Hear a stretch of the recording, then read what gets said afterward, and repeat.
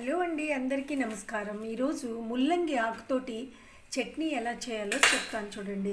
నేను మా టెర్రస్ మీద కాసిన ముల్లంగులు నిన్న తీసాను. అందులో లేత ఆకులు ఏవైతే ఉన్నాయో వాటిని తీసుకొని ఈరోజు ఇడ్లీలోకి చట్నీ చేద్దామని తయారు చేస్తున్నాను. చూడండి, ఆకులన్నింటినీ ఇలా కడిగేసుకున్న తర్వాత చిన్న చిన్న ముక్కలుగా కట్ చేసుకోవాలి. దాంట్లో నేను 2 పచ్చిమిరపకాయలు వేసుకున్నాను అనమాట.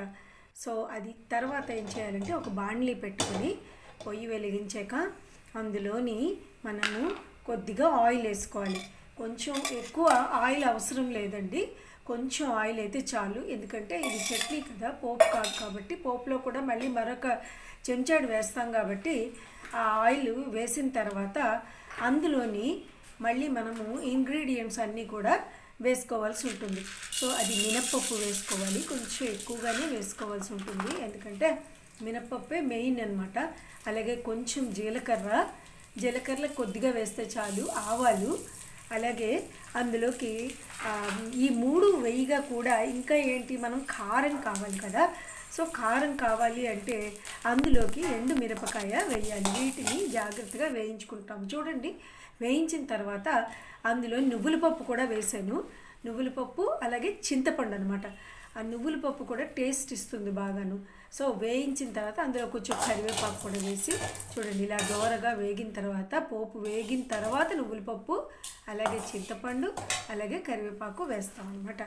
అది వేగిన తర్వాత అప్పుడు అందులో ఆకు అలాగే పచ్చిమిరపకాయలు ఉంటాయి కదా, వాటిని కూడా మనము 2 వేసాను. నేను ఒక ఎండుమిరపకాయ వేసాను. ఇంకా మీరు కారంగానే తినేవాళ్ళు అయితే ఇంకొంచెం ఎక్కువ వేసుకోండి.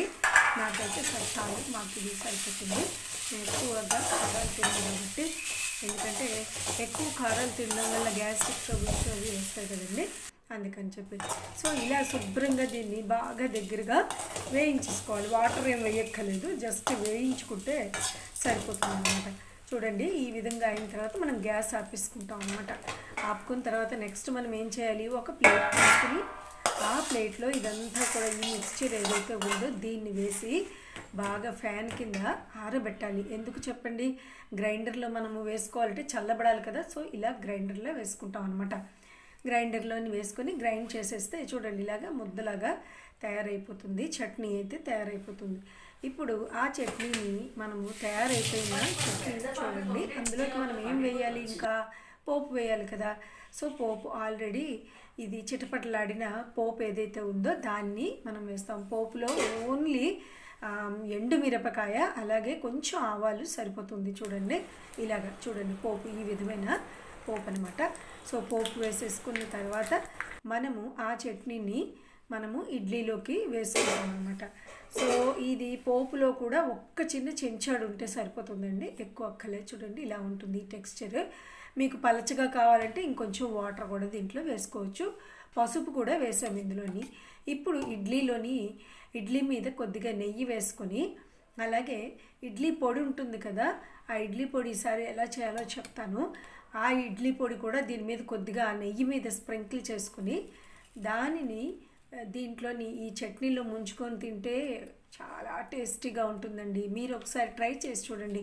మునగాకు కదా, చేదు వస్తుందేమో అని అనుకుంటున్నారేమో, అస్సలు చేదే ఉండదండి, చాలా బాగుంటుంది. సో నేనైతే మా ఇంట్లో అందరికీ నచ్చుతుంది ఈ చట్నీ. చూడండి, చాలా టేస్టీగా ఉంటుంది. మీరు కూడా ట్రై చేయండి. Thank you.